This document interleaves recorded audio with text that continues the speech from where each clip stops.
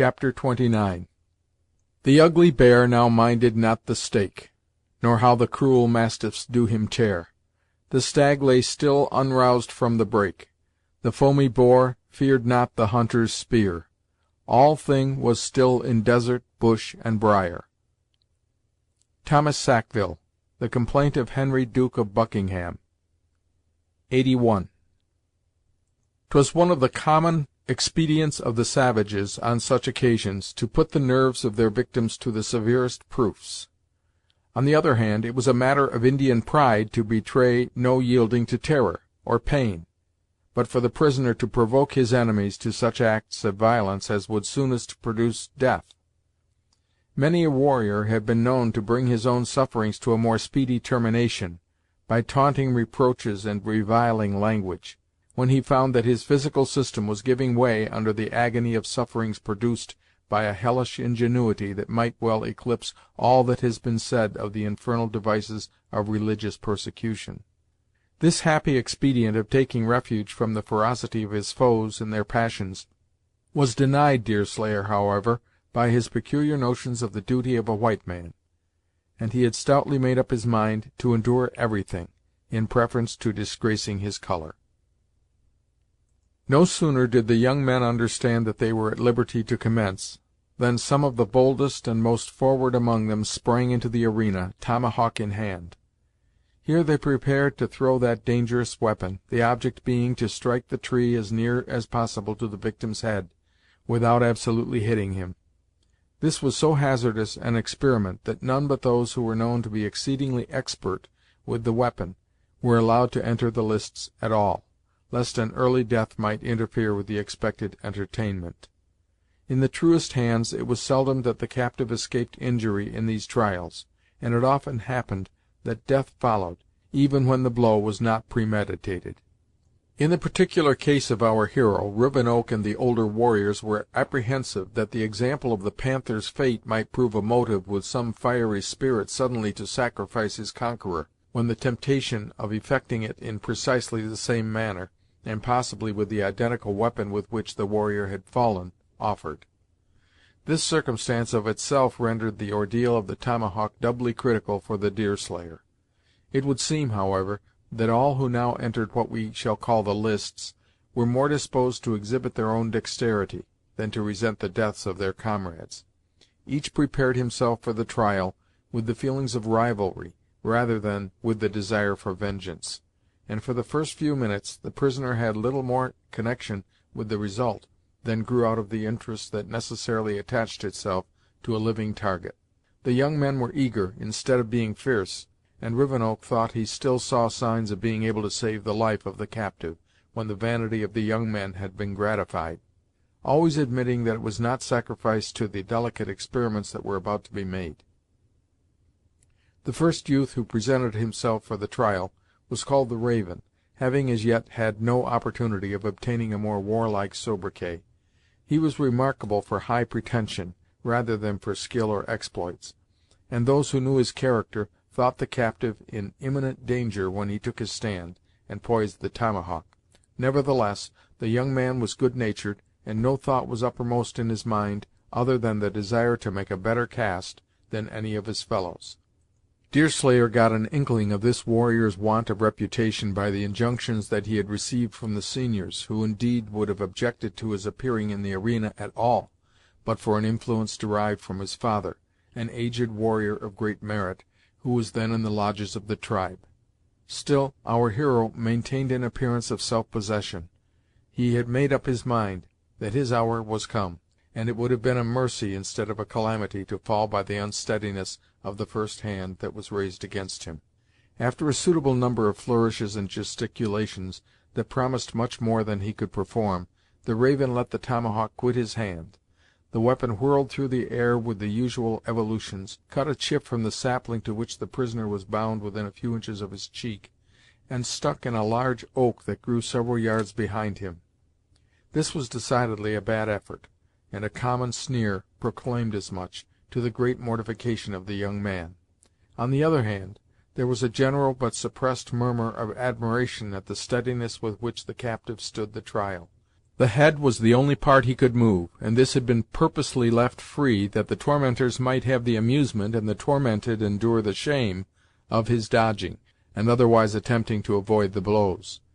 Deerslayer disappointed these hopes by a command of nerve that rendered his whole body as immovable as the tree to which he was bound, nor did he even adopt the natural and usual expedient of shutting his eyes, the firmest and oldest warrior of the red men never having more disdainfully denied himself this advantage under similar circumstances. The Raven had no sooner made his unsuccessful and puerile effort, than he was succeeded by le Daim Mose, or the Moose, a middle-aged warrior who was particularly skilful in the use of the tomahawk, and from whose attempt the spectators confidently looked for gratification. This man had none of the good nature of the Raven, but he would gladly have sacrificed the captive to his hatred of the pale-faces generally, were it not for the greater interest he felt in his own success, as one particularly skilled in the use of this weapon. He took his stand quietly, but with an air of confidence, poised his little axe but a single instant, advanced a foot with a quick motion, and threw. Deerslayer saw the keen instrument whirling towards him, and believed all was over. Still, he was not touched. The tomahawk had actually bound the head of the captive to the tree, by carrying before it some of his hair, having buried itself deep beneath the soft bark. A general yell expressed the delight of the spectators, and the Moose felt his heart soften a little towards the prisoner, whose steadiness of nerve alone enabled him to give this evidence of his consummate skill. Le Daim Mose was succeeded by the bounding boy, or le Garçon qui bondit, who came leaping into the circle, like a hound or a goat at play. This was one of those elastic youths, whose muscles seemed always in motion, and who either affected, or who from habit was actually unable, to move in any other manner than by showing the antics just mentioned. Nevertheless, he was both brave and skilful, and had gained the respect of his people by deeds in war, as well as success in the hunts. A far nobler name would long since have fallen to his share, had not a Frenchman of rank inadvertently given him this sobriquet, which he religiously preserved as coming from his great father, who lived beyond the wide salt lake. The bounding boy skipped about in front of the captive, menacing him with his tomahawk, now on one side and now on another, and then again in front, in the vain hope of being able to extort some sign of fear by this parade of danger. At length Deerslayer's patience became exhausted by all this mummery, and he spoke for the first time since the trial had actually commenced. "Throw away, Huron," he cried, "or your tomahawk will forget its ar'n'd. Why do you keep loping about like a fawn that's showing its dam how well it can skip, when you're a warrior grown, yourself, and a warrior grown defies you and all your silly antics? Throw, or the Huron gals will laugh in your face." Although not intended to produce such an effect, the last words aroused the bounding warrior to fury. The same nervous excitability which rendered him so active in his person made it difficult to repress his feelings, and the words were scarcely past the lips of the speaker than the tomahawk left the hand of the Indian. Nor was it cast without ill will, and a fierce determination to slay. Had the intention been less deadly, the danger might have been greater. The aim was uncertain, and the weapon glanced near the cheek of the captive, slightly cutting the shoulder in its evolutions. This was the first instance in which any other object than that of terrifying the prisoner, and of displaying skill, had been manifested, and the bounding boy was immediately led from the arena, and was warmly rebuked for his intemperate haste, which had come so near defeating all the hopes of the band. To this irritable person succeeded several other young warriors, who not only hurled the tomahawk, but who cast the knife, a far more dangerous experiment, with reckless indifference. Yet they always manifested a skill that prevented any injury to the captive. Several times Deerslayer was grazed, but in no instance did he receive what might be termed a wound. The unflinching firmness with which he faced his assailants, more especially in the sort of rally with which this trial terminated, excited a profound respect in the spectators, and when the chiefs announced that the prisoner had well withstood the trials of the knife and the tomahawk, there was not a single individual in the band who really felt any hostility towards him, with the exception of Sumach and the bounding boy. These two discontented spirits got together, it is true, feeding each other's ire, but as yet their malignant feelings were confined very much to themselves, though there existed the danger that the others, ere long, could not fail to be excited by their own efforts into that demoniacal state which usually accompanied all similar scenes among the red men. Rivenoak now told his people that the pale-face had proved himself to be a man. He might live with the Delawares, but he had not been made woman with that tribe. He wished to know whether it was the desire of the Hurons to proceed any further. Even the gentlest of the females, however, had received too much satisfaction in the late trials to forego their expectations of a gratifying exhibition, and there was but one voice in the request to proceed. The politic chief, who had some such desire to receive so celebrated a hunter into his tribe, as a European minister has to devise a new and available means of taxation, sought every plausible means of arresting the trial in season, for he well knew, if permitted to go far enough to arouse the more ferocious passions of the tormentors, it would be as easy to dam the waters of the great lakes of his own region as to attempt to arrest them in their bloody career. He therefore called 4 or 5 of the best marksmen to him, and bid them put the captive to the proof of the rifle, while at the same time he cautioned them touching the necessity of their maintaining their own credit, by the closest attention to the manner of exhibiting their skill. When Deerslayer saw the chosen warriors step into the circle, with their arms prepared for service, he felt some such relief as the miserable sufferer who has long endured the agonies of disease feels at the certain approach of death. Any trifling variance in the aim of this formidable weapon would prove fatal, since, the head being the target, or rather the point it was desired to graze without injuring, an inch or two of difference in the line of projection must at once determine the question of life or death. In the torture by the rifle there was none of the latitude permitted that appeared in the case of even Gessler's apple, a hair's breadth being, in fact, the utmost limits that an expert marksman would allow himself on an occasion like this. Victims were frequently shot through the head by too eager or unskilful hands, and it often occurred that, exasperated by the fortitude and taunts of the prisoner, death was dealt intentionally in a moment of ungovernable irritation. All this Deerslayer well knew, for it was in relating the traditions of such scenes, as well as of the battles and victories of their people, that the old men beguiled the long winter evenings in their cabins. He now fully expected the end of his career, and experienced a sort of melancholy pleasure in the idea that he was to fall by a weapon as much beloved as the rifle.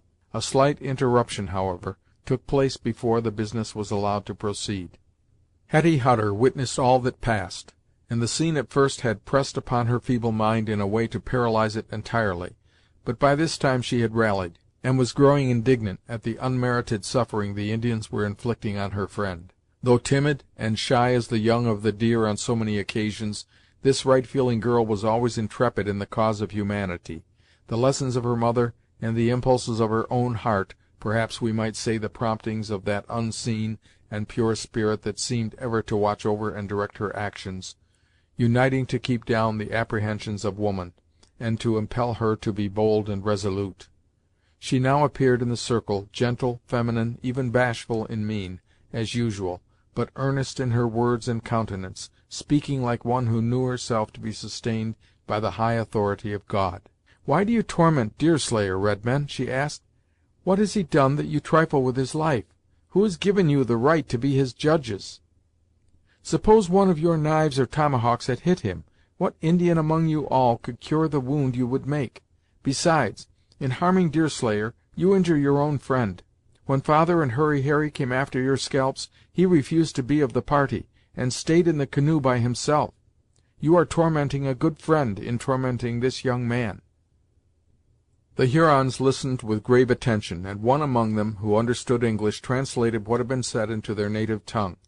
As soon as Rivenoak was made acquainted with the purport of her address, he answered it in his own dialect, the interpreter conveying it to the girl in English. "My daughter is very welcome to speak," said the stern old orator, using gentle intonations, and smiling as kindly as if addressing a child. "The Hurons are glad to hear her voice. They listen to what she says. The Great Spirit often speaks to men with such tongues. This time her eyes have not been opened wide enough to see all that has happened. Deerslayer did not come for our scalps, that is true. Why did he not come? Here they are on our heads. The warlocks are ready to be taken hold of. A bold enemy ought to stretch out his hand to seize them. The Iroquois are too great a nation to punish men that take scalps. What they do themselves, they like to see others do. Let my daughter look around her and count my warriors. Had I as many hands as 4 warriors, their fingers would be fewer than my people when they came into your hunting grounds. Now, a whole hand is missing. Where are the fingers? 2 have been cut off by this pale-face. My Hurons wish to see if he did this by means of a stout heart, or by treachery, like a skulking fox, or like a leaping panther. You know yourself, Huron, how one of them fell. I saw it, and you all saw it too. 'Twas too bloody to look at, but it was not Deerslayer's fault. Your warrior sought his life, and he defended himself. I don't know whether this good book says that it was right, but all men will do that. Come, if you want to know which one of you can shoot best, give Deerslayer a rifle, and then you will find how much more expert he is than any of your warriors. Yes, than all of them together." Could one have looked upon such a scene with indifference, he would have been amused at the gravity with which the savages listened to the translation of this unusual request. No taunt, no smile mingled with their surprise, for Hetty had a character and a manner too saintly to subject her infirmity to the mockings of the rude and ferocious. On the contrary, she was answered with respectful attention. "My daughter does not always talk like a chief at a council fire," returned Rivenoak, "or she would not have said this. 2 of my warriors have fallen by the blows of our prisoner. Their grave is too small to hold a 3rd. The Hurons do not like to crowd their dead. If there is another spirit about to set out for the far-off world, it must not be the spirit of a Huron. It must be the spirit of a pale-face. Go, daughter, and sit by Sumach, who is in grief. Let the Huron warriors show how well they can shoot. Let the pale-face show how little he cares for their bullets." Hetty's mind was unequal to a sustained discussion, and accustomed to defer to the directions of her seniors, she did as told, seating herself passively on a log by the side of the Sumach, and averting her face from the painful scene that was occurring within the circle. The warriors, as soon as this interruption had ceased, resumed their places, and again prepared to exhibit their skill. As there was a double object in view, that of putting the constancy of the captive to the proof, and that of showing how steady were the hands of the marksman under circumstances of excitement, the distance was small, and in one sense safe, but in diminishing the distance taken by the tormentors, the trial to the nerves of the captive was essentially increased. The face of Deerslayer, indeed, was just removed sufficiently from the ends of the guns to escape the effects of the flash, and his steady eye was enabled to look directly into their muzzles, as it might be, in anticipation of the fatal messenger that was to issue from each. The cunning Hurons well knew this fact, and scarce one levelled his piece without first causing it to point as near as possible at the forehead of the prisoner, in the hope that his fortitude would fail him, and that the band would enjoy the triumph of seeing a victim quail under their ingenious cruelty. Nevertheless, each of the competitors was still careful not to injure, the disgrace of striking prematurely being second only to that of failing altogether in attaining the object. Shot after shot was made, all the bullets coming in close proximity to the Deerslayer's head, without touching it. Still no one could detect even the twitching of a muscle on the part of the captive, or the slightest winking of an eye. This indomitable resolution, which so much exceeded everything of its kind that any present had before witnessed, might be referred to 3 distinct causes. The first was resignation to his fate, blended with natural steadiness of deportment, for our hero had calmly made up his mind that he must die, and preferred this mode to any other. The second was his great familiarity with this particular weapon, which deprived it of all the terror that is usually connected with the mere form of the danger, and the third was this familiarity carried out in practice, to a degree so nice as to enable the intended victim to tell, within an inch, the precise spot where each bullet must strike, for he calculated its range by looking in at the bore of the piece. So exact was Deerslayer's estimation of the line of fire, that his pride of feeling finally got the better of his resignation, and when 5 or 6 had discharged their bullets into the tree, he could not refrain from expressing his contempt at their want of hand and eye. "You may call this shooting, Mingos," he exclaimed, "but we've squaws among the Delawares, and I have known Dutch gals on the Mohawk that could outdo your greatest endeavors. Undo these arms of mine, put a rifle into my hands, and I'll pin the thinnest warlock in your party to any tree you can show me, and this at 100 yards, ay, or at 200 if the objects can be seen. 19 shots in 20, or, for that matter, 20 in 20, if the piece is creditable and trusty." A low, menacing murmur followed this cool taunt. The ire of the warriors kindled at listening to such a reproach from one who so far disdained their efforts as to refuse even to wink when a rifle was discharged as near his face as could be done without burning it. Rivenoak perceived that the moment was critical, and, still retaining his hope of adopting so noted a hunter into his tribe, the politic old chief interposed in time, probably to prevent an immediate resort to that portion of the torture which must necessarily have produced death through extreme bodily suffering, if in no other manner. Moving into the centre of the irritated group, he addressed them with his usual wily logic and plausible manner, at once suppressing the fierce movement that had commenced. "I see how it is," he said. "We have been like the pale-faces when they fasten their doors at night, out of fear of the red men. They use so many bars that the fire comes and burns them before they can get out. We have bound the Deerslayer too tight. The thongs keep his limbs from shaking and his eyes from shutting. Loosen him. Let us see what his own body is really made of." It is often the case when we are thwarted in a cherished scheme, that any expedient, however unlikely to succeed, is gladly resorted to in preference to a total abandonment of the project. So it was with the Hurons. The proposal of the chief found instant favor, and several hands were immediately at work cutting and tearing the ropes of bark from the body of our hero. In half a minute Deerslayer stood as free from bonds as when an hour before he had commenced his flight on the side of the mountain. Some little time was necessary that he should recover the use of his limbs, the circulation of the blood having been checked by the tightness of the ligatures, and this was accorded to him by the politic Rivenoak, under the pretence that his body would be more likely to submit to apprehension if its true tone were restored, though really with a view to give time to the fierce passions which had been awakened in the bosoms of his young men to subside. This ruse succeeded, and Deerslayer, by rubbing his limbs, stamping his feet, and moving about, soon regained the circulation, recovering all his physical powers as effectually as if nothing had occurred to disturb them. It is seldom men think of death in the pride of their health and strength. So it was with Deerslayer. Having been helplessly bound, and, as he had every reason to suppose, so lately on the very verge of the other world, to find himself so unexpectedly liberated, in possession of his strength and with a full command of limb, acted on him like a sudden restoration to life, reanimating hopes that he had once absolutely abandoned. From that instant all his plans changed. In this he simply obeyed a law of nature, for while we have wished to represent our hero as being resigned to his fate, it has been far from our intention to represent him as anxious to die.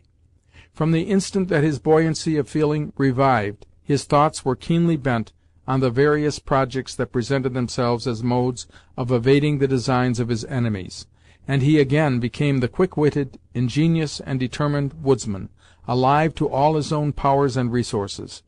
The change was so great that his mind resumed its elasticity, and no longer thinking of submission, it dwelt only on the devices of the sort of warfare in which he was engaged. As soon as Deerslayer was released, the band divided itself in a circle around him, in order to hedge him in, and the desire to break down his spirit grew in them, precisely as they saw proofs of the difficulty there would be in subduing it.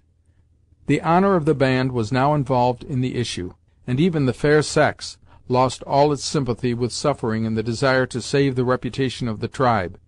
The voices of the girls, soft and melodious as nature had made them, were heard mingling with the menaces of the men, and the wrongs of Sumach suddenly assumed the character of injuries inflicted on every Huron female. Yielding to this rising tumult, the men drew back a little, signifying to the females that they left the captive, for a time, in their hands, it being a common practice on such occasions for the women to endeavor to throw the victim into a rage by their taunts and revilings, and then to turn him suddenly over to the men in a state of mind that was little favorable to resisting the agony of bodily suffering. Nor was this party without the proper instruments for effecting such a purpose. Sumach had a notoriety as a scold, and one or two crones, like the she-bear, had come out with the party, most probably as the conservators of its decency and moral discipline, such things occurring in savage as well as in civilized life. It is unnecessary to repeat all that ferocity and ignorance could invent for such a purpose. The only difference between this outbreaking of feminine anger and a similar scene among ourselves, consisting in the figures of speech and the epithets, the Huron women calling their prisoner by the names of the lower and least respected animals that were known to themselves. But Deerslayer's mind was too much occupied to permit him to be disturbed by the abuse of excited hags, and their rage necessarily increasing with his indifference, as his indifference increased with their rage, the Furies soon rendered themselves impotent by their own excesses.